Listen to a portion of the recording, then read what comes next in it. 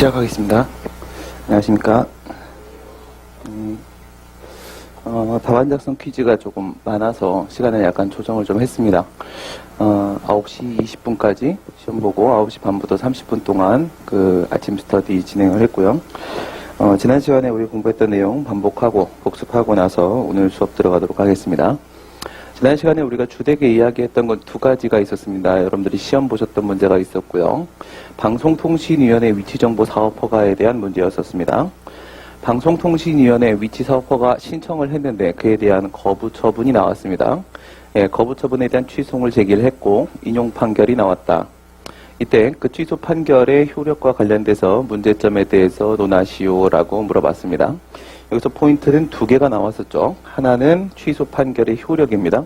그다음 두 번째는요, 문제점입니다. 두 가지 여러분들이 생각하시고, 취소 판결의 효력이라고 하게 되면 모든 종국 판결에서 판결의 효력이 인정되는 것은 아니고 확정 판결에서만 인정이 되는 것이며, 확정 판결의 효력을 6가지 모두 다 떠올립니다.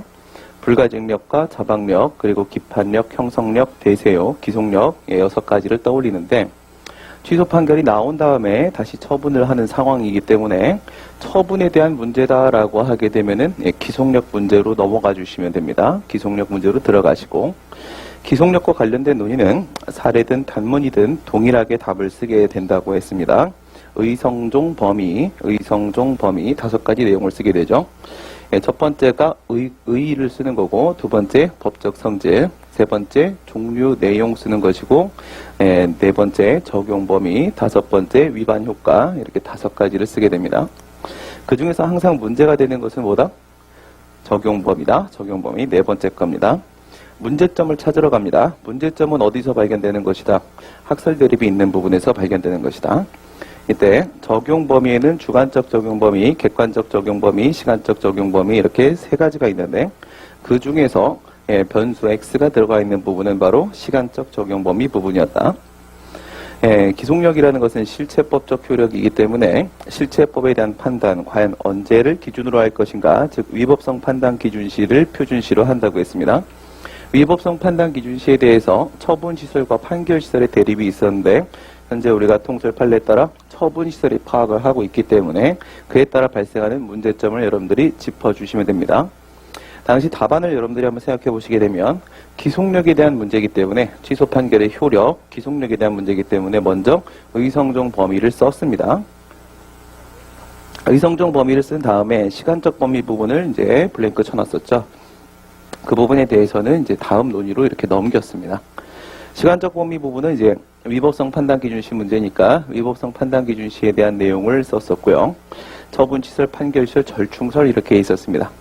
여기서는 위법성 판단 기준시가 핵심이기 때문에 절충설까지 써주시는 게 좋겠다고 말씀을 드렸고요. 여기서 처분 시설의 입장을 우선 우리가 취했죠. 그리고 나서 기속력의 적용 범위에 대한 이야기로 넘어갔습니다. 처분 시설을 취했을 때 하고 판결 시설을 취했을 때 있어서 기속력 적용 범위가 차이가 발생하더라 이거야. 어디서 발생했습니까? 처분 시와 판결 시 사이에서 발생을 했었죠. 구간을 3개로 나눴었습니다. 처분 이전의 구간이 하나 있었고, 처분 이후 판결 이전의 구간이 하나 있었고, 판결 이후의 구간이 있었고, 총 3개의 구간이 있었습니다. 처분 이전의 구간의 경우에 있어서는 처분 시설을 취해도 판결 시설을 취해도 기속력이 적용된다라고 봄에 있어서 이견이 없기 때문에 넘어갔습니다.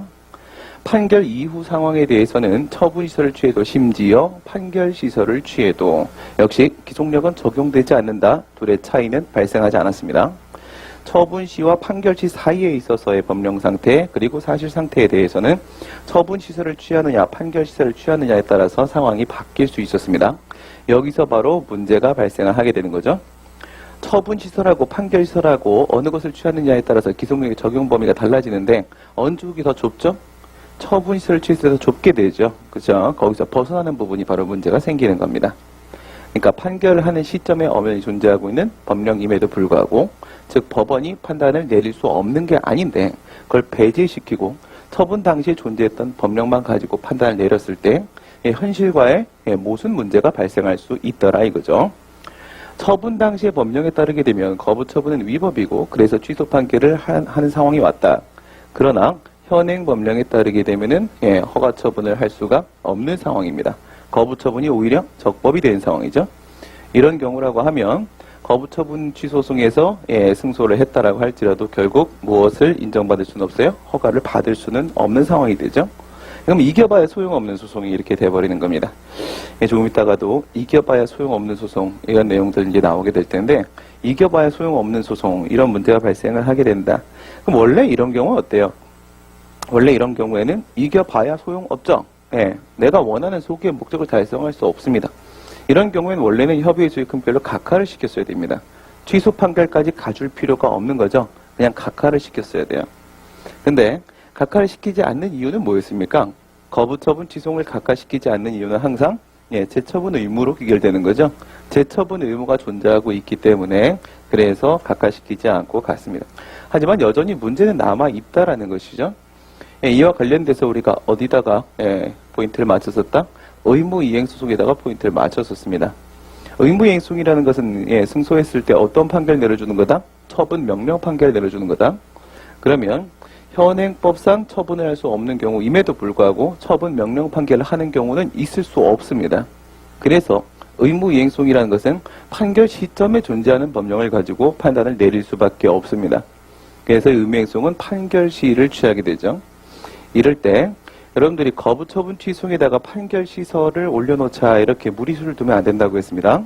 의무이행소송이라는 소송 형식을 도입할 필요가 있다라고 결론을 맺어주는 방식으로 마무리를 짓게 되는 거죠. 문제점이라고 질문이 들어왔을 때 어떻게 논의를 하는지 우리가 한번 살펴봤습니다. 그다음 두 번째, 이와 같은 이제 거부처분에 대한 이야기를 하고 나서 부작위 논의로 넘어갔었죠. 마지막에 부작위 문제는 여러분들 14년도 기출문제였었습니다. 14년도 기출문제에서 부작위의 성립 요건에 대해서 설명하시오라고 했어요. 부작위의 성립 요건이었습니다. 부작위 성립 요건이라고 했을 때 본안 판단의 요건으로서 부작위의 성립 요건이라고 했는데 부작위에 대한 내용은 행정소송법 2조 1항 2호에 있습니다. 2조 1항 2호에 보니까 부작위의 성립 요건으로 4가지가 등장하더라 이거야. 당사자의 신청이 있고 상당한 기간, 법률상 의무, 무응답 이렇게 4개가 등장했습니다. 여기서 두 개로 나눠야 되는 상황이었었죠. 부작위 성립 요건 중에서 첫 번째 당사자 신청, 마지막에 무응답 이 2개가 부작위를 처분으로 연결시키는 근거가 될 거고 상당한 기간하고 법률상 의무 이 부분이 부작위를 위법하게 만들게 될 겁니다. 그래서 1번과 4번 요건이 부작위 위법 확인성의 무슨 요건으로? 소송 요건으로서 즉 본안 판단의 전제 요건이 되는 겁니다. 2번과 3번 요건이 부작위 위법 확인성의 무슨 요건? 본안 요건으로서 즉 본안 판단의 대상 요건이 되는 겁니다. 이렇게 이제 2개로 나눠가지고 생각을 해봤었고요. 각각 1사와 2,3에 있어서 우리가 여러 가지 연결을 좀 시켜봤었습니다. 1사의 경우에 있어서는요, 당사자의 신청과 무응답인데 2개가 결합되면 어떻게 된다? Q&A도 나와 있는 얘기죠. 결합되면 처분에 대한 신청이 처분에 대한 부작위로 넘어갈 수 있다는 겁니다. 그러면 법에 따르게 되면 처분에 대한 부작위면 바로 부작위는 처분이 될 것처럼 돼 있는 겁니다. 이건 뭐랑 똑같아요? 거부랑 똑같은 거죠. 처분에 대한 거부면 거부가 처분이고 처분에 대한 부작위면 부작위가 처분이고 이렇게 돼 있는데 거부나 부작위와 같은 소극적 행정작용에 대해서 판례는 무엇을 요구하고 있다? 신청권이라는 것을 요구하고 있다 이거예요. 거부의 경우랑 동일하다고 했습니다. 거부도 신청권이 없는 경우라고 하게 되면 그 거부가 권리 의무에 법률관계에 아무 영향을 미치지 못하기 때문에 거부가 법률관계에 영향을 미치는 처분이 되기 위해서는 반드시 뭐가 있어야 된다? 신청권이 있어야 된다. 이게 바로 판례 입장, 대상적 격설의 입장이었었죠. 신청권을 구체적 권리라고 말을 한다고 해서 틀렸다고 말할 수는 없겠지만 엄밀하게 본다면 신청권이 인정되지 않으면 무엇이 인정될 수 없다. 공권으로서 이행 청구권이 인정될 수 없다라고 했습니다. 이행 청구권이 애당초 성립이 될 수 없다면 권리 의무에 영향도 미칠 수 없는 거가 되겠죠. 이 같은 문제는 부작위에서도 마찬가지였었습니다. 부작위 역시도 신청권이 없으면 그 부작위가 이행 청구권에 즉 권리 의무에 아무 영향을 미칠 수 없다. 신청권이 필요하다라는 신청권 필요설의 입장을 취했습니다. 오늘 여러분들 퀴즈 한번 생각을 해보시게 되면 거부처분 쪽하고 부작위 쪽에서 2개의 학설을 한번 비교하는 문제가 있었을 겁니다. 거부처분 쪽에서 신청권의 의미 관련돼서 대상적 격설, 원고적 격설, 본안 판단설 이렇게 학설 대립이 있었죠. 여기서 대상적 격설의 입장을 취했던 사람들이 부작위 위법 확인송에 오면 대상적 격 부분에서 신청권 필요설을 취하겠죠. 그 다음 원고 적격설이나 본안 판단설의 입장을 취했던 사람들은요, 같은 맥락 아니겠습니까? 결국 그렇기 때문에 이들은 대상 적격 부분에서 신청권 불효설의 입장을 취하게 될 겁니다. 거부 처분 쪽에서 원고 적격설의 입장을 취했던 사람들은 부작위 위법 확인송의 원고 적격 36조에 와서 신청권 필요설의 입장을 취하게 되겠죠. 거기서 대상 적격설과 그리고 본안 판단설의 입장을 취했던 사람들은 여기 원고 적격에 와가지고는 신청권 불효설의 입장을 취하게 되겠죠. 보통은 말입니다. 신청권 불효설을 우리가 본안 판단설로부터 왔다라고 봐요. 왜 그렇죠? 본안 판단설에 따르게 되면 신청권의 문제는 어쨌든 소송요건 문제는 아닌 겁니다. 소송요건 문제 아니다 그러면 부작위 위법 확인송의 대상 적격, 원고 적격 양쪽 모두 다 신청권 불효설로 연결될 수밖에 없기 때문에 보통은 본안 판단설로부터 왔다 이렇게 말을 합니다. 요거 이제 학설의 이름이 좀 헷갈린다라고 해가지고 거부 처분에서 얘기했던 대상 적격, 원고 적격, 본안 판단설의 그 이름을 그대로 부작위 위법 확인송으로 가지고 오시는 분들도 계십니다. 박정 교수님은 그런 식으로 하시거든요. 뭐라고 해도 틀린 내용은 아니겠죠. 그래서 거부 처분 쪽하고 부작위 쪽하고 여러분들이 한번 비교를 한번 해보시고요.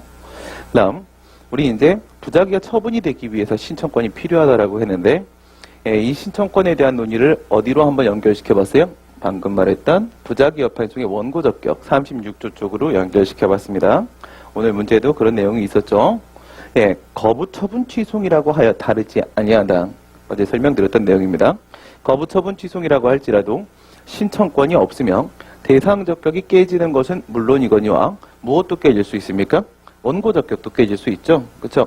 권리 의무에 영향을 미친다라고 했을 때 권리가 바로 공권으로서의 이행 청구권이기 때문에 신청권이 없으면 원고 적격도 당연히 부정되는 것입니다. 그러나 앞에 대상 적격에서 이미 깨져버렸기 때문에 뒤에 원고 적격에 대한 논의를 우리가 굳이 할 필요는 없었습니다. 대상 적격 깨버리고 원고 적격 그냥 우리가 스킵하는 방식으로 거부 처분 취송에 대한 답안을 작성을 해왔었죠. 그런데 부작위 위법 확인송은 굳이 거부 처분 취송과 다르지 아니함에도 불구하고 둘 다 이행 청구권을 주장하는 것임에도 불구하고 원고 적격 파트에서도 신청권 논의를 끌어냈었습니다. 이건 뭐 때문에 그렇다? 신청이라는 표현이 나오고 있기 때문에 그렇다 이거예요. 그렇죠? 우리가 뭐 판례와 다른 입장을 취하면 굳이 판례에 따른 결론을 도출하는 거랑 마찬가지로 법에서 신청이라는 표현이 나오고 있기 때문에 어쩔 수 없이 신청권에 대한 이야기를 또다시 꺼내게 되었었습니다. 양쪽의 차이를 비교할 수 있어야 됩니다. 부작위 위법 확인송의 대상 적격에서는 왜 신청권이 필요하다고 결론을 내렸죠? 신청권이 없으면 부작위가 권리 의무에 아무 영향을 안 미치니까. 그런데 행정소송법에서는 부작위 위법 확인송의 대상은 권리 의무에 영향을 미치는 처분이어야 된다라고 하고 있으니까. 그래서 권리 의무에 영향을 못 미치게 된다라는 측면에서 대상 적격에서 신청권이 필요하다라고 했습니다. 원고 적격에서 신청권이 필요하다라고 한 말은 어떤 의미죠? 현실적으로 처분을 신청한 자로 족한 것이 아니라 신청권에 기초하여 처분을 신청한 자만이 비로소 원고 적격, 원고가 될 수가 있다. 이렇게 얘기를 합니다. 신청권이 없으면 뭐가 되기 때문에 단순한 행정성에 대한 직권발동 촉구에 지나지 않기 때문에 직권발동 촉구는 그냥 권고입니다. 그래서 이건 뭐예요? 이건 법적인 문제가 아니라는 겁니다. 그래서 직권발동 촉구에 불과하기 때문에 원고 적격에서도 역시 신청권은 필요하다 이런 식의 내용이 연결이 됐었습니다. 부작위 성립 요건 중에 2, 3번으로 가보도록 하겠습니다. 상당한 기간이라는 거. 정보공개법처럼 법에서 20일 이런 식으로 법정 기간이 정해져 있으면 그 기간이 지나면 상당한 기간 경과는 인정이 될 겁니다. 그러나 그렇지 않은 경우라고 할지라도 역시 부작위 위법 확인송은 판결시를 기준으로 하는 거기 때문에 전혀 문제되지 않는다고 했죠. 물론 정보공개 영역이 아니라고 할지라도 법정기간이 주어져 있는 게 아니라고 할지라도 처리기간은 어디에든 있습니다. 처리기간은 어디에 나와 있는 거예요? 행정절차법에 보면 처리기간 설정 공표 규정이 있고 따라서 모든 처분에는 전부 다 처리기간이 만들어져 있는 건 사실입니다. 처리기간이 만들어져 있지만 그게 어디에 나와 있다고요? 행정규칙에 나와 있다고요? 행정규칙은 법이 아닙니다. 법이 아니니까 그 기간은 법정기간이 아닙니다. 법정기간이 아니면 우리는 의미를 둘 필요가 없다는 거야. 그럼 상당한 기간 경과 여부는 결국 누가 판단하는 거라고요? 법관이 알아서 판단하는 거라고요. 근데 걔한테 넘어갔다고 해서 문제 됩니까? 아니죠. 판결시가 기준이니까 얘한테 넘어간다고 해서 문제될 건 특별히 없는 겁니다. 그럼 상당한 기간은 별다른 의미를 못 갖는다라고 생각을 할 수 있을 텐데요. 여기서 핵심은 뭐가 돼? 법률상 의무가 되는 거죠. 이 의무에 위반되는 부작위이기 때문에 부작위가 위법한 부작위가 돼버리는 겁니다. 위법한 부작위. 부작위의 위법성 문제이기 때문에 2번, 3번, 특히 3번 이 부분이 본안 요건의 문제로 된다라고 했습니다. 그럼 이 의무는 과연 무엇일까요? 예, 법률상 의무라고 했을 때 이 법률상 의무라는 게 절차법상 의무일까요? 실체법상 의무일까요? 이 문제가 남게 되는데 이 문제는 부작위 여판송의 본안 심리 범위에 대한 논의를 통해서 해결을 볼 수가 있다고 했죠. 예, 부작위 여판송이 과연 실체적 심리를 하는 건가? 아니면 절차적 심리만 하는 것인가? 여기서 만약 부작위 위법 방해송이 실체적 심리를 한다라고 해버리면 어떻게 돼요? 위법 판단 기준시가 판결시입니다. 모든 판단을 판결시 기준으로 하게 됩니다. 거기다 실체법적인 판단까지 내려버립니다. 그렇다면 부작위에 대한 의무 이행 소송과 동일해져 버리는 거죠. 부작위에 대한 의무 이행 소송과 똑같아집니다. 의무 이행 심판이 거부와 부작위를 대상으로 하듯이 의무 이행 소송 역시도 개정안에 보시게 되면 거부와 부작위를 대상으로 하게 됩니다. 우리 거부 처분 취소에서 위법 판단 기준시를 판결시로 놔버리게 되면 의무 이행 소송과 똑같아진다고 했는데 이건 거부에 대한 의무 이행 소송 되는 거고, 그다음 부작위 위법 확인 소송에서 본안 심리를 실체적 심리로 봐버리게 되면 의무 이행 소송과 동일해진다라고 했는데 이건 부작위에 대한 의무 이행 소송이 되는 겁니다. 예, 어쨌든 의무 이행 소송을 현재 배제하고 있는 상황에서 의무 이행 소송과 동일한 소송이 있다라고 볼 수는 없는 겁니다. 그리고 이 문제는 이론적으로는 권력 분립의 문제가 발생할 수 있겠죠. 이론적으로 문제가 돼 있다 할지라도 법에서 그와 같은 소송 형식을 인정해버리면, 즉 의무행송을 도입해버리면 방법 없는 겁니다. 하지만 현재는 의무행송이 도입이 안 돼 있습니다. 그럼 이론적 논의로 넘어갈 수밖에 없는 거죠. 그런 걸 우리가 학설 판례에 따른다 이렇게 말을 하는 겁니다. 명문 규정이 없기 때문에 그런 거죠. 예, 그래서 우린 결국 절차적 심리설의 입장이 타당하다. 판례도 그와 같은 입장을 취하고 있고요. 예, 절차적 심리라는 게 바로 뭐예요?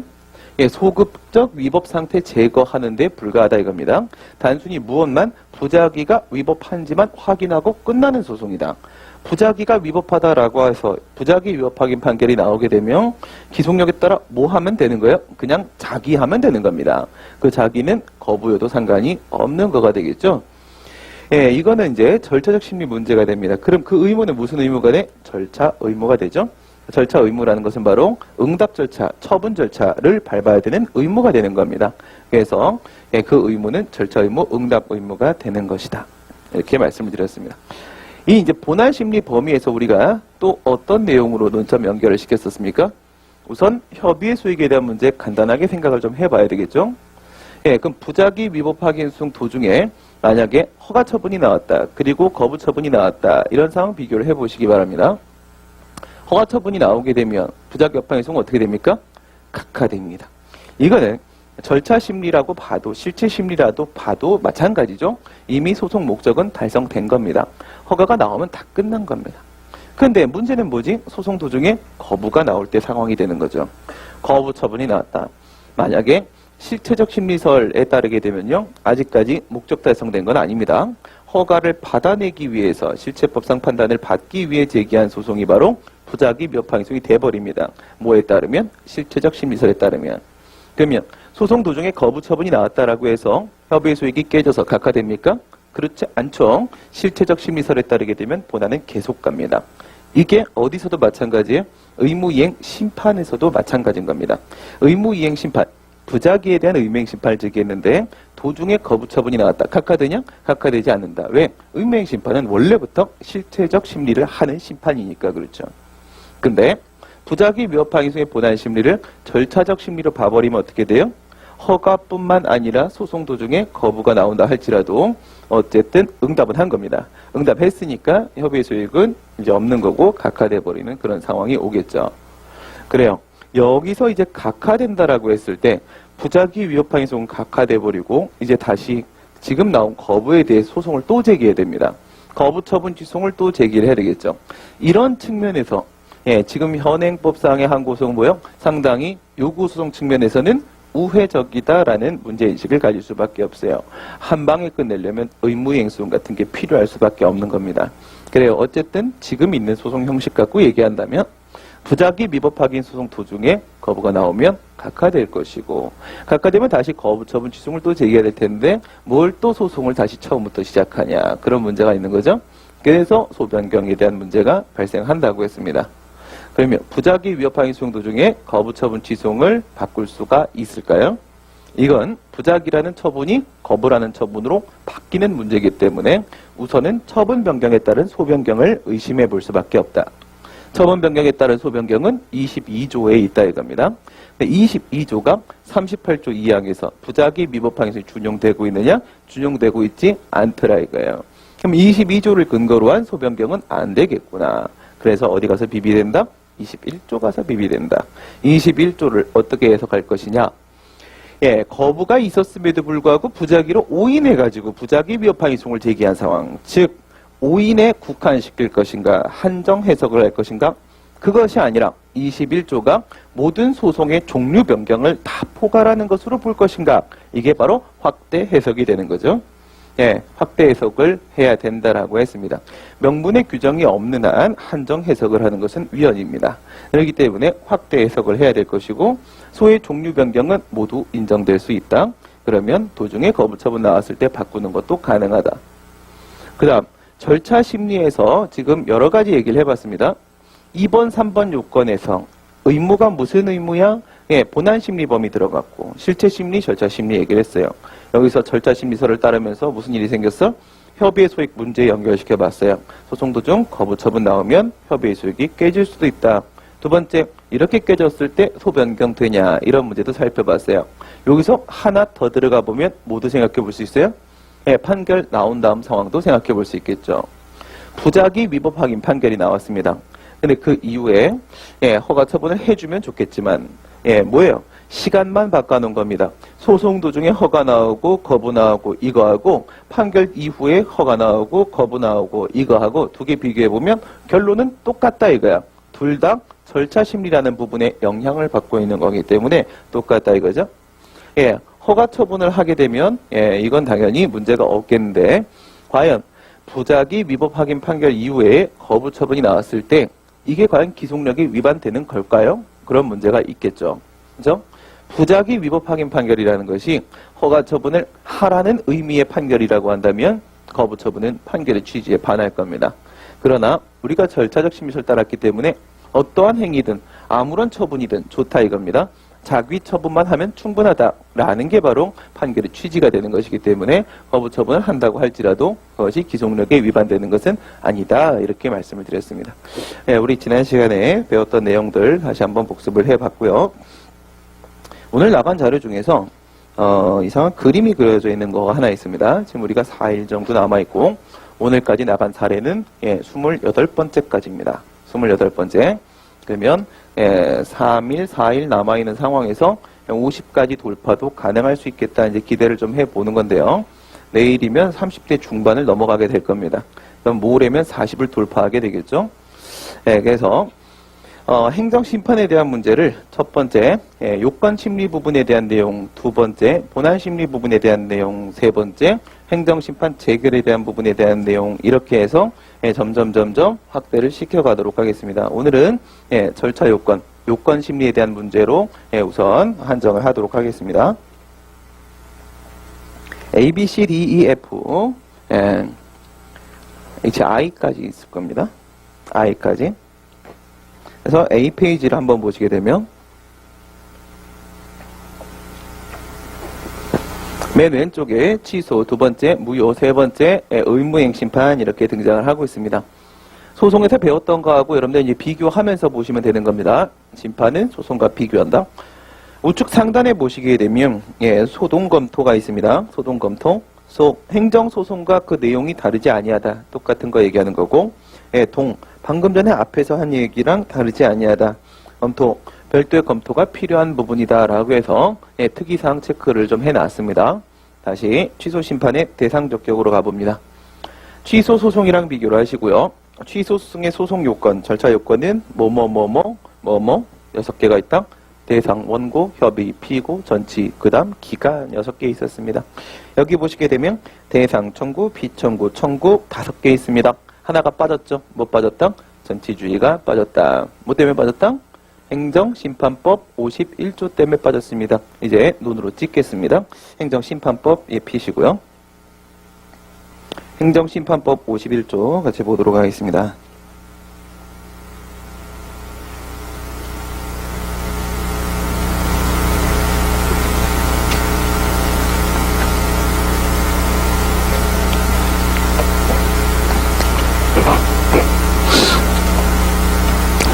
정규 강의가 끝나고 나면 설날이 있고, 설날이 끝나고 나면 인사가 들어가죠.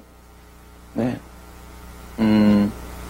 뭐 답안 작성 퀴즈를 하거나 아니면 우리가 기본 사례 퀴즈, Q&A 퀴즈, 여러 가지 퀴즈들을 이제 많이 보고 있는데, 네, 정규 강의 끝나고 우리 이제 스터디나 모의고사 봤던 문제들, 네, 특강 형식으로 해가지고 여러분들 이렇게 한 번씩 설명을 좀 드리는 게 필요하지 않을까라는 생각이 좀 들었는데요. 네, 여러분들의 의견을 묻고 진행을 하도록 하겠습니다. 카톡에서 의견 묻도록 하겠습니다. 네, 결정된 대로 심야 특강은 학원이 제안을 시켜서 못하면 심야가 제일 좋습니다. 서로 그쵸? 공부할 거 원래 아침 스터디 하던 거 하고 그리고 이제 공부하고 지쳐서 집에 갈 때쯤 그때쯤에 12년도에 그 신화는 신화 특강이 만든 거였습니다. 신화 특강은 언제나 신화를 만들게 되는데 말씀드린 대로 학원은 합격을 원치 않습니다. 그렇죠? 불합격의 법학원입니다. 그래서 뭐 그런 거 많이 있잖아요. 그렇죠? 있습니다. 그래서 너무했나? 심야 특강을 1년 전부터 못하게 막았어요. 저기 때문에 막았을 겁니다. 다른 강사라면 막지 않았겠죠. 그래서 심야 특강의 방식이 아니라면 아침 특강의 방식도 좋고 새벽 특강의 방식도 좋습니다. 조금 더 일찍 하루를 시작하는 방법도 좋고 여러분들의 의견 묻고 그리고 진행을 하도록 하겠습니다. 다들 바쁘다 그러면 저도 쉬겠고 여러분들이 하자 그러면 하도록 하겠습니다. 그 51조 보시면 심판 청구에 대한 재결이 있으면 심판 청구에 재결이 있다는 건 뭐예요? 행정심판을 거쳤단 말이죠. 재결 및 같은 처분 또는 부작위에 대해 다시 행정심판을 청구할 수 없다라고 해서 재심판 청구는 안 된다고 되어 있는데요. 조심해야 될 게 있습니다. 재결에 대한 심판을 갈 수 없다라는 것뿐만 아니라 처분과 부작위에 대한 심판도 갈 수 없다는 얘기입니다. 그러니까 행정심판 재결에 대한 행정심판 안 돼. 그건 물론이거니와 뿐만 아니라 원래 행정심판의 대상이 되었던 처분과 부작위 있죠? 처분과 부작위가 바로 행정심판 대상이었습니다. 몇 조에 나와 있죠? 3조 1항에 나와 있습니다. 그와 같은 한 번 심판의 대상이 되었던 처분 부작위는 다시 심판의 대상이 될 수는 없다라고 했으니 결론은 뭐죠? 동일 사건에 대한 행정심판은 단 한 번의 기회만 존재한다 라는 얘기가 돼버리는 거겠죠? 그렇다면 행정심판을 제기하기 위해서 행정심판을 반드시 거쳐와라 라는 것은 성립될 수 없다. 전치주의라는 요건이 심판에서는 사라졌습니다. 5개가 남아있죠. 됐습니다. 그 다음 대상적격에 보시게 되면 오늘 문제에도 그런 게 있었을 텐데 3조 1항이라는 거 심판법 3조 1항도 눈으로 한번 보겠습니다. 그 질문사항이 있었죠. 3조 1항과 4조 2항 도대체 뭐냐?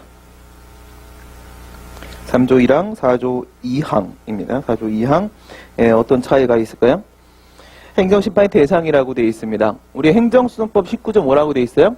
대상적격이라고 되어 있어요? 아니죠. 취소의 대상이라고 되어 있죠. 그럼 이건 행정심판의 대상적격 규정 같죠? 네.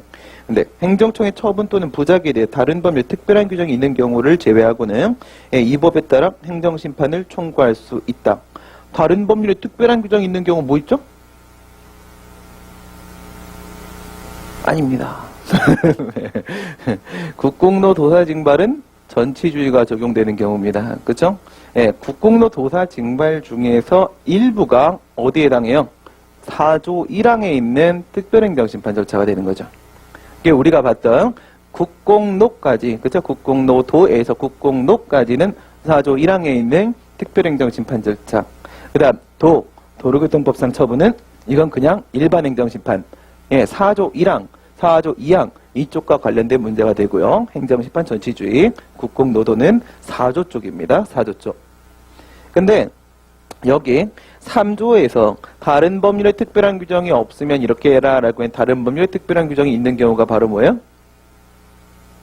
이게 재심판에 대해서만 재심판정에 대해서만 소송을 제기할 수 있다. 그 재결주의 규정이 되는 겁니다. 재결주의 규정. 그렇죠?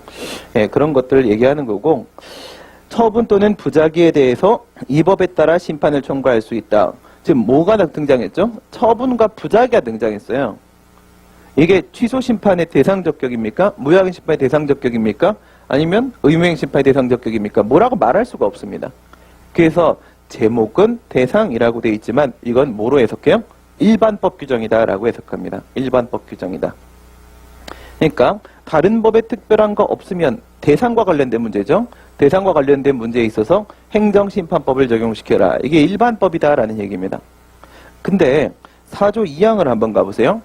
4조 1항에는 특별행정심판 절차가 나오고 있고, 그 다음 4조 2항에는 연결되는 거니까 특별행정심판이 개별법에 있는 경우가 전제가 되겠죠. 특별행정심판이 개별법에 있다. 4조 2항 보면 다른 법률에서 특별행정심판이나 이 법에 따른 행정심판 절차에 대한 특례를 정한 경우에도 그 법률에 규정되어 있지 않은 것은 이 법에 따른다라고 되어 있습니다. 이건 말은 뭐예요? 이거는 특별행정심판 절차가 있을 때 있어서 행정심판이 일반법이 된다. 이겁니다. 행정심판법이 일반법이 된다. 두 개를 한번 비교를 해보세요. 그러니까 4조 2항은 일반법이다라는 얘기인데 전반적으로 일반법이다라는 얘기고, 그 다음 요건은 하나가 뭐예요? 개별법의 특별행정심판 절차 있다 이겁니다. 그 다음 3조 1항은 어떻습니까? 개별법의 특별행정심판 절차가 없다 이 상황이 되겠죠. 두 개 비교하시고, 그리고 그거는 뭐에 대한 문제야? 대상에 대한 문제입니다. 대상에 대한 문제. 3조 1항과 4조 2항은 모두 일반법이다. 행정심판법이 일반법이다라는 내용인데 두 개의 차이를 여러분들이 비교를 좀 해주실 필요가 있습니다. 그러니까 여기서 우리가 알고 싶은 건 3조 1항이 대상적격이 아니라는 거예요. 취소심판, 무효하게 심판, 의무행심판의 대상적격 규정이 아니라는 겁니다. 어디서 찾아야 된다? 정의 규정에서 찾아야 된다. 그 5조로 갑니다. 5조에 가보니까 취소심판이라고 해서 처분을 취소하거나 변경한다라고 처분이라고 되어 있습니다. 무효등하게 심판, 처분의 효력 유무 존재 여부 확인한다. 처분이라고 되어 있습니다. 의무행심판, 신청에 대한 위협부당한 거부처분이나 부작위 이렇게 되어 있습니다. 거부처분, 부작위 등장하고 있습니다. 일반적으로는 심판법 5조를 가지고 대상적격을 찾는다 이겁니다. 그래서 다시 A로 돌아오시게 되면 취소심판 1번 대상적격 5조 1호 이렇게 되어 있죠. 5조 1호. 그 다음 취소심판의 대상은 방금 처분이었습니다. 처분이 무엇인지를 알기 위해 2조 1호 이렇게 가시는 방식입니다. 오른쪽에 무효확인 심판 보시면 5조 2호 이렇게 되어 있고, 역시 취소심판과 똑같죠? 2조 1호 이렇게 갑니다. 여긴 1항 아닙니다. 1호입니다. 그 다음 의무행심판 5조 3호 이렇게 되어 있고, 근데 의무행심판은 무엇과 무엇입니까? 거부처분과 부작위입니다. 여기서 거부처분은 2조 1호, 부작위는 2조 2호 이렇게 가는 겁니다. 그래서 오른쪽에 2조 1호, 2조 2호가 써 있는 거죠. 다시 왼쪽으로 가시면 여기도 마찬가지로 처분의 개념이라거나 형식적 행정행위라거나 거부처분의 성립이라거나 처분적 법규명령에 대한 심판이라거나 아니면 행정재산의 목적의 사용허가, 부관, 이와 같은 논의 7개는 똑같이 있습니다. 똑같이 그대로 다 들어오게 된다는 거야. 왼쪽에 뭐라고 되어 있어요? 소라고 되어 있죠. 소송에서 배운 내용과 다르지 아니하다. 그 다음 무효확인 심판 동이라고 되어 있죠. 취소 심판과 완전히 동일한 내용이다. 이건 소송에서도 마찬가지였었죠. 무효확인 소송은 취소이랑 대상적격이 똑같았었습니다. 이제 여기서 조심해야 될 게 의무행심판입니다. 의무행심판. 오른쪽으로 아시게 되면 거부처분과 부작위이기 때문에 첫 번째 거부처분 성립에 대한 논의가 나올 때가 있습니다. 의무행심판 문제 나오면 거부처분 성립 논의 해줘야 될 때가 있단 말이야. 처분에 대한 거부 신청권 얘기 꺼낸단 말입니다. 그 다음에 부작위에 대한 의무행심판이면 부작위에 대한 논의를 하게 됩니다. 2조 2호에 있는 부작위도 소송법 2조 1항 2호에 있는 부작위랑 똑같습니다. 똑같은 논이 방금 우리 했던 얘기 있죠? 그걸 그대로 여러분들이 써주시면 되는 겁니다. 밑에 청구인 적격 보도록 합니다. 예, 청구인 적격. 예, 우리 문제랑 한번 비교를 해보도록 할게요. 그럼 이제 대상 적격을 심판에서 주되게 물어볼 이유가 있겠어요? 없죠? 전부 다 소송과 똑같잖아요. 그럼 소송으로 갈 겁니다. 다음, 우리 여러분 14년도 기출문제 한번 보시게 되면, 무자격 노동조합 설립신고 수리사건.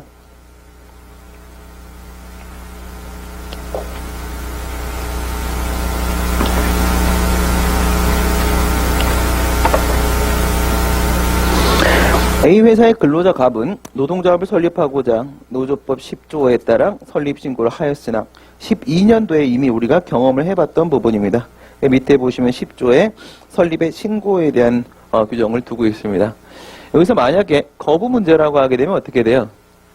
신고라는 표현이 나오고 있으니까 뭐가 인정돼? 법규 명문상 신청권이 인정될 수 있겠죠? 신고라는 표현이 나옵니다. 거부 문제라면 12년도처럼 설립신고하였으나 갑이 설립하인 노조는 경비에 주된 부분은 사용자로부터 원조받는 조직으로 동법 2조 4호에 의해 노조로 보지 아니하는 것이다. 밑으로 내려가 보시게 되면 12조 한번 보시고요. 설립신고서가 접수되게 되면 특별한 소극적 요건에 해당하는 경우 외에는 신고증을 교부한다. 이렇게 되어 있죠. 신고증 교부는 무엇의 다른 이름이야? 수리죠. 수리한다. 이렇게 되어 있는 겁니다. 그러니까 수리라는 표현이 12조에 있기 때문에 이것만 갖고도 조합 설립 신고는 바로 수리를 요하는 신고다 주장할 수 있습니다. 그렇죠? 배웠었죠? 법에 신고라는 표현이 있다고 하여 자기완결적 신고는 아닙니다. 왜? 자기완결적 신고, 수리를 요한 신고 둘 다 신고는 필요한 거니까. 근데 법에 수리라는 표현이 있다라고 하게 되면 그건 수리를 요한 신고가 맞습니다. 왜? 수리가 필요한 건 오직 수리를 요한 신고니까. 법에 지금 수리라는 표현이 나왔습니다. 신고증 교부라는 표현이 나왔죠? 그럼 이거는 이것만 갖고도 수리를 요한 신고라고 주장할 수 있다. 네, 있습니다. 그 다음에 사망해 보니까 설립하고자 하는 노조가 다음 각호라고 하게 되면 반려한다라고 되어 있습니다. 그렇죠? 반려한다인데 요건이죠. 반려한다인데 요건이면 이건 무슨 요건이에요? 소극적 요건이 되는 겁니다. 소극적 요건, 반려 요건이니까 소극적 요건. 2조 4호 강목에서 위로 올라가 보면 2조 4호 노조는 이렇다. 나목, 강목이라고 했죠. 강목. 예. 경비의 주된 부분을 사용자로부터 원조받는 경우 이렇게 되어 있습니다. 그럼 여기 소극적 요건에 해당하면 수리를 해야 됩니까? 수리 거부를 해야 됩니까? 수리 거부를 하는 게 맞는 거죠. 수리를 한다면 노조법 정면으로 위반되는 수리니까 수리는 위법입니다. 그죠? 근데 2조 4호에 노조로 보지 아니하는 것이다. 그럼에도 행정청은 갑의 조합 설립 신고 수리를 하였고 A회사는 갑의 조합은 무자격 조합이다라는 이유로 신고 수리에 대해 취소 심판을 제기하였다. 다음 물음에 답하시오. 취소 심판 문제가 이렇게 치고 들어온 거 정말 오랜만입니다. 네, 찾아보기 힘든 문제거든요. 취소 심판을 들어갔습니다. 그럼 취소 심판에서 취소 소송이랑 비교했을 때 다른 점이 뭐가 있습니까? 우리 학설 판례 도의식 체계도 가지고 한번 비교를 해보세요. 대상 적격 소송과 똑같네요. 그 다음에 3번의 피청구인 적격 보세요. 취소 소송은 소송법 몇 조? 13조였습니다. 여기는 심판법 몇 조? 17조입니다. 17조에 역시 행정청 처분 등을 행한 행정청에 여기는 행정청 처분을 행한 행정청입니다. 그렇죠? 우선 기본 베이스 행정청이어야 되고 두 번째 위에 뭘 올려놓는다? 처분을 행한 이거였죠. 이 행정청은 기능적 임의 행정청 포함된다라는 거 조심해야 되는 거고 처분을 행한 부분은 외부적 명의자다. 예, 외부적 표시한 명의자다. 그 얘기를 했었습니다. 피고 적격과 다르지 아니합니다. 똑같죠? 그 다음에 협의 심판 이익 보시게 되면 이것도 효리상의 문제가 등장을 하게 되고 문제의 유형은 부수되는 이익과 가중요건 규정에 대한 문제로 귀결됩니다. 소송과 똑같죠. 그 다음 청구기간입니다. 청구기간 소송은 20조, 그 다음 심판은 27조. 이거는 뭐예요? 90일에 1년, 90일에 180일 이렇게 되는데 그거야 뭐 똑같은 법리고 그대로 적용만 시키면 됩니다. 1년과 180일 숫자만 조심하면 끝나는 거죠. 나머지 차이가 없다. 어디에서만 차이가 발생한다? 취소 심판은 청구인 적격에서만 문제가 발생을 한다는 거예요. 뭐라고 말씀드렸죠? 심판은 소송과 다른 점만 물어본다. 그러니까 이건 청구인적격 질문이다. 예, 공부해본 사람이면 당연히 느낌이 올 텐데 예, 역시 그래버렸죠. 여기서 신고 수리가 나왔습니다. 조합 설립 신고 수리. 수리는 처분입니까? 수리를 요하는 신고니까 수리가 처분이 맞죠? 처분의 상대방은 누구야? 갑노동조합이 되는 겁니다. 그렇죠? 그럼 A 회사는요? 처분의 제3자죠. 제3자가 제기하는 취소 심판은 무슨 심판? 제3자 심판, 청구인적격 문제 생긴다. 이거 청구인적격 문제 생긴다. 설문 1번에서 청구인적격 부분이 법적 쟁점으로 등장을 할 겁니다. 이런 법적 쟁점은 쉽죠. 이미 각 나와 있는 질문이니까. 그죠? 법적 쟁점을 설명하시오. 이럴 때 제일 난감한데, 근데 이건 각이 딱 떨어집니다. 그래서 청구인적격 논의로 들어가면 돼요. 뒤에 있는 답안을 한번 보도록 하겠습니다.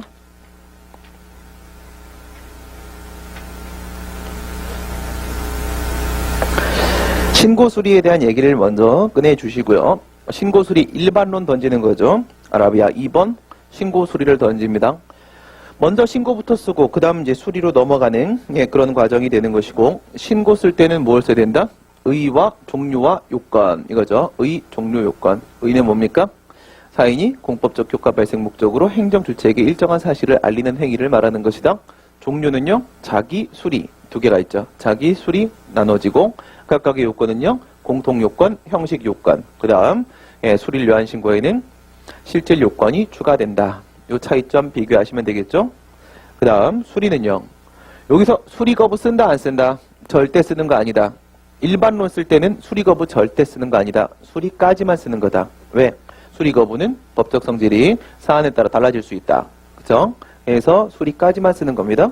그럼 자기완결적 신고에 대한 수리는 사실행위다. 처분 아니다.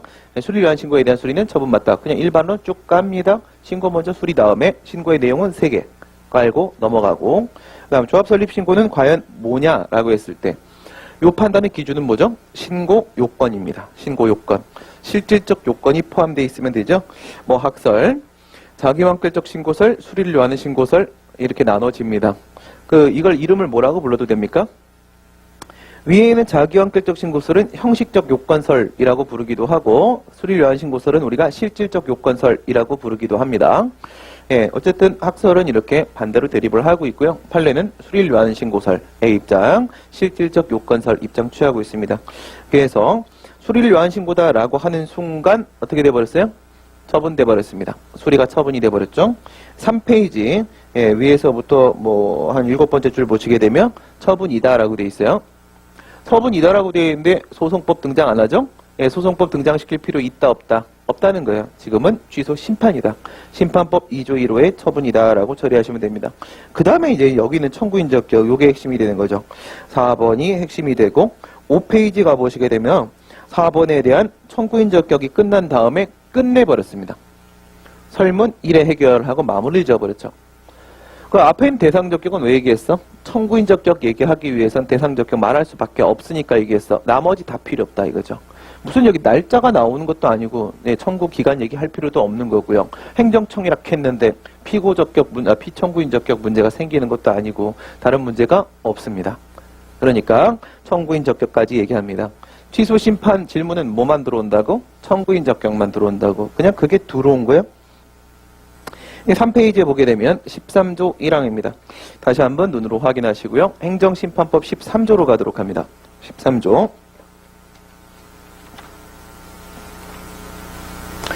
13조 청구인적격이라고 되어 있는데 몇 항까지 있다? 3항까지 있더라 이거요. 3항까지 있다.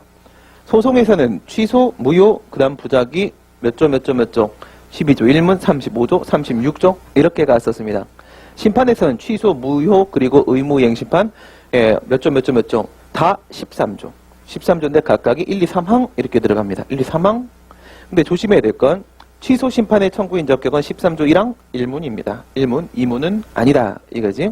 이거는 소송법 12조와 마찬가지입니다. 13조 1항에 보시면 취소 심판은 처분의 취소 또는 변경을 구할 법률상 이익이 있는 자가 청구할 수 있다. 여기까지 1문입니다. 1문이 바로 청구인적격에 대한 규정이 되는 거죠. 그 다음 뒤에 처분의 효과는 뭐랑 똑같이 보라고? 효력.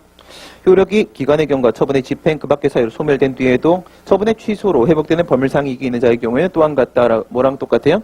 예, 소송이랑 똑같죠. 똑같으니까 이건 뭐가 되겠어? 협의의 심판 이익이 되겠죠. 예, 그렇습니다. 그 다음 13조 1항 1문에서 차이점 비교합니다. 소송법이랑 차이점 뭐죠? 소송법은 예, 취소를 구할이고 여기는 취소 또는 변경을 구할입니다. 그럼 이 변경은 뭔데? 전에 설명드렸죠?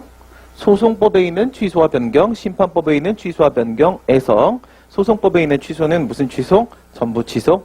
변경은 무슨 뭐라고? 일부 취소. 심판법에 있는 취소는 무슨 취소? 모든 취소. 전부 취소, 일부 취소 모두. 변경은요? 이거는 적극적 변경이다. 그래서 적극적 형성을 말하는 거다. 처분 재개를 말하는 거라고 했습니다. 그러니까 여기에 있는 이 변경은 뭐예요? 취소의 일종이 아닙니다. 취소의 일종이 취소를 벗어나 버렸다. 별도로 뭐가 필요해요? 취소 또는 변경. 변경을 구할 법률상 이익도 따로 있어야 되는 거죠. 취소 안에 포함되지 못한다. 13조 2항 보시고요. 무효확인 심판 소송이랑 똑같습니까? 완전 똑같죠. 출제 가능성 전혀 없죠. 그렇죠? 소송이랑. 만약 내면 예, 그분도 참 힘드신 분인데 여러분들 어떻게 하면 돼요? 그냥 무효확인 소송이랑 똑같이 쓰시면 되는 겁니다. 그렇죠? 예. 힘들었으니까 낸 거예요. 예, 더 이상 낼 게 없는 거지. 그러면 왜 힘들었겠어? 예, 아는 게 거기까지밖에 없는 거지. 그럼 낼 게 없는 거야. 그럼 냈던 거 아니면 소송이랑 똑같은 거 내야 되는 거죠. 예, 여러 가지로 많이 힘드신 분들이 내는 거니까. 그 다음 의무행 심판 봅니다. 예, 부작위 위법 확인 소송의 36조랑 비교합니다. 36조랑 비교해 보니까 여기도 똑같이 뭐가 있어요? 처분에 신청을 한 자로서가 있습니다. 처분에 신청한 자로서. 행정처의 거부나 부작위에 대해서 일정한 처분에 관한 법률상 이익이 있는 자. 엄마. 뭐가 다르지? 부작위 위법 확인을 구할 법률상 이익하고 여기는요. 일정한 처분을 구할입니다. 일정한 처분을 구할. 이 말씀은 예, 얘는 실체적 심리를 한다는 거죠. 일정한 처분을 요구한다라고 했어요. 부작위 위법 경우는요. 부작위의 위법만 확인하면 끝이라고 했고 여기 일정한 처분을 구한다고 했습니다. 그러니까 이미 여기서도 하나는 절차 심리, 하나는 실체 심리라는 것을 반영을 해놓고 있는 거죠.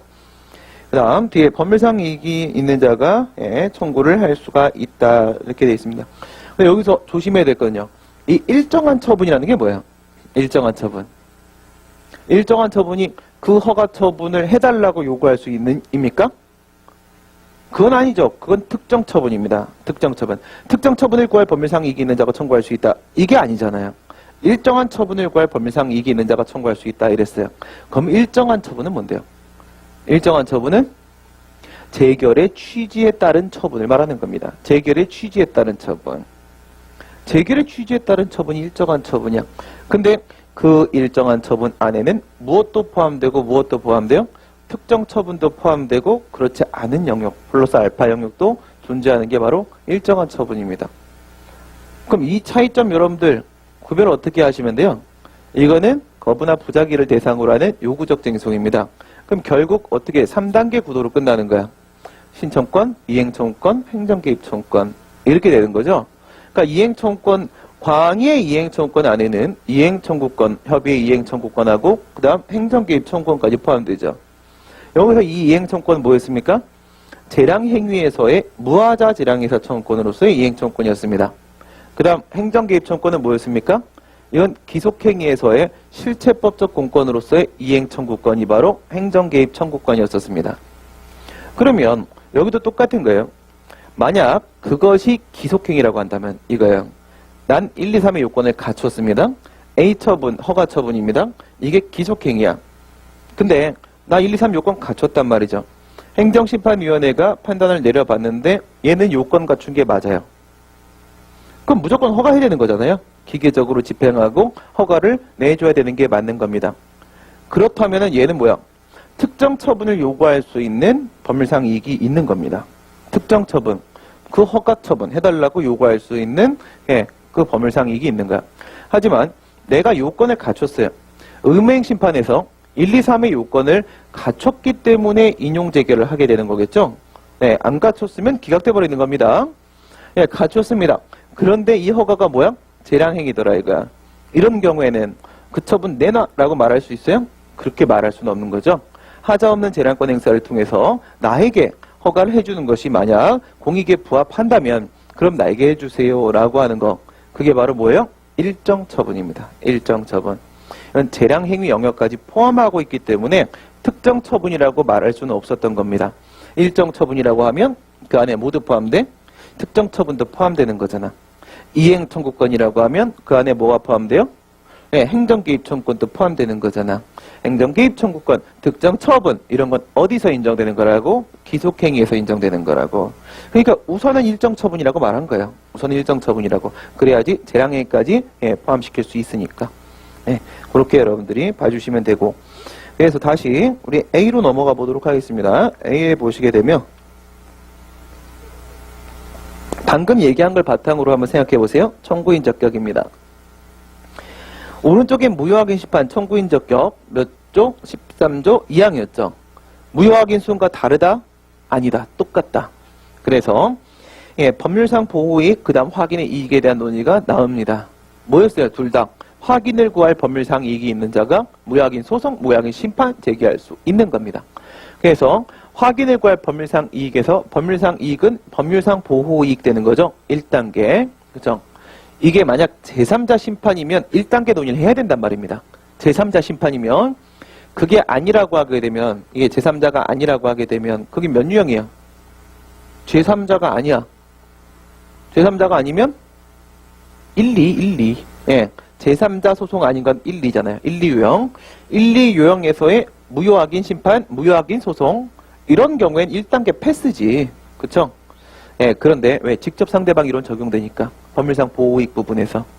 근데 만약 그게 무효확인 소송, 무효확인 심판인데 제3자 소송, 제3자 심판이야. 그럼 법률상 보호이익 얘기해야죠. 예, 그 얘기 해줄 수밖에 없는 거야. 그게 바로 거기에는 1단계입니다. 그럼 2단계. 그 다음, 법률상 이익에 대한 얘기가 끝났으면 확인을 구할에 대한 얘기도 해야 되겠죠. 이건 빠질 수 없는 부분이죠. 빠질 수 없는 부분. 확인의 이익이 과연 포함되는 것인가? 이런 문제가 생기는 거예요. 그러면 확인의 이익이 포함되냐 포함되지 않느냐라는 문제. 이거는 소송도 심판도 똑같이 검토를 하게 된다 이거예요. 그럼 이거 무효확인 소송이랑 차이점이 있습니까? 전혀 없죠. 방금 우리가 13조 2항 봤을 때 그렇습니다. 네. 거기 보시면요. 검토해갖고 CF 1, 3 유형의 비교를 해봐라 라고 되어 있습니다. 물론 거부처분의 경우에 있어서도 이런 문제가 생길 수는 있어요. 거부처분의 경우에서는 어디서? 2, 4에서도 이런 차이점 그대로 등장할 수 있습니다. 지금의 1, 3 같은 고개를 끄덕이시는 분들이 계신 걸로 봐서 엄청나게 잘 따라하고 있습니다. 지금 말 시작밖에 안 했는데 내가 무슨 말 할지 나도 모르는데 어떻게 알았지? 대단하신 분들입니다. 네, 여기 1, 3 비교를 하고 있습니다. 그 다음에 2, 4도 등장할 수 있습니다. 2, 4도. 근데 여긴 제가 왜 2, 4를 안 써놨을까요? 2유형, 4유형 요구적 쟁송으로 들어가게 되면 거부처분 무효확인 심판이겠죠. 그죠? 근데 거부처분 취소 심판이나 거부처분 무효확인 심판에 재처분이 뭐 있습니까? 없습니까? 없잖아요. 그거 버린 겁니다, 지금. 2, 4 버린 거예요. 거부처분에 대한 무효확인 심판, 취소 심판과 마찬가지로 재처분 의무가 인정이 안 되더라 이거야. 물론 판례는 인정하죠. 예, 걔네는 충돌이라고 했잖아요. 그렇죠? 그래서 인정 안 해버리면 여기 취소 심판, 무효확인 심판에서는 거부를 생각할 이유가 없어요. 그쵸? 2, 4 버린 겁니다. 요구적 쟁송 버리고 1, 3 남겼어. 그럼 1, 3을 이렇게 남겼다라고 했을 때 두 개 비교해봐요. 1유형의 경우에 있어서는요. 무효확인 소송, 무효확인 심판에서 거기에 있는 1, 2단계 중에 뭐 검토합니까? 1유형입니다. 1유형이면 2단계만 검토하면 되는 거죠. 2단계. 그쵸? 우리 맨날 35조에서 하던 거. 그쵸? 즉시 확정 이익설, 법률상 보호 이익설, 그거 하면 끝나는 거예요. 근데 그게 아니라 3유형 들어오면 어떻게 됩니까? 3유형 들어오면 법률상 이익이 무엇인지에 대한 얘기 해야 돼요. 이거 그냥 접어놓고 넘어갈 문제가 아니라는 거죠. 3유형 들어오면 즉 제3자 소송으로서 무효확인 소송, 제3자 심판으로서 무효확인 심판 들어오면 법률상 보호이익이다라는 말은 내가 논증해야 되는 겁니다. 그런 차이점 비교해보라고 CF 걸어놓은 거예요. 네. 그 다음 오른쪽에 방금 우리가 또 13조 봤으니까 사망 한번 보세요. 의무이행 심판에서 거부처분이 있고 밑에 부작이 있습니다. 1, 2, 3단계. 예, 의무이행 심판은 오직 뭐죠? 오직 요구적 쟁송입니다. 왼쪽에 있는 취소나 무효는 방어적 쟁송도 요구적 쟁송도 있을 수 있고, 그러나 우리는 재처분 의무가 인정 안 된다는 점에서 요구적 쟁송을 버린 겁니다. 근데 오른쪽에 있는 의무이행 심판은 오직 요구적 쟁송이죠. 그럼 뭐만 생각해야 돼요? 이사유형만 생각하는 거죠. 이사유형만 떠올리고 움직인다. 1단계, 예, 법률상 보호 이익인지 아닌지에 대한 검토. 2단계, 입법과후 여부에 대한 검토. 3단계, 신청권 필요 여부에 대한 검토. 위와 아래 상황은 똑같습니다. 예, 거부든 부작이든 상황은 똑같아요. 오른쪽에 보면 CF, 검토가 별도로 필요하다. 사유형, 이렇게 돼 있죠. 그러면요, 이유형 떠올려 보세요. 이유형. 이유형입니다. 내가 나한테 허가를 해달라고 했는데 제가 거부했어요. 제가 부작위했어요. 그래서 의무이행 심판 들어갔습니다. 의무이행 심판엔 뭐 있어요? 예, 재처분 의무, 처분 의무가 있죠. 어디에 있습니까? 행정심판법 49조 2항에 있습니다. 그쵸?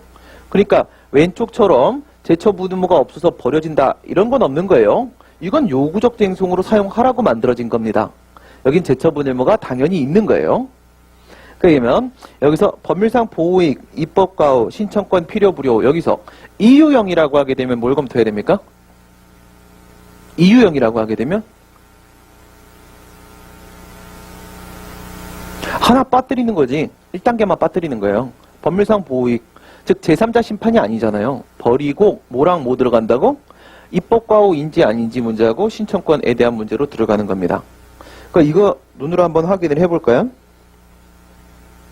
그 5조 3호 다시 한번 확인해 보세요. 심판법 5조 3호.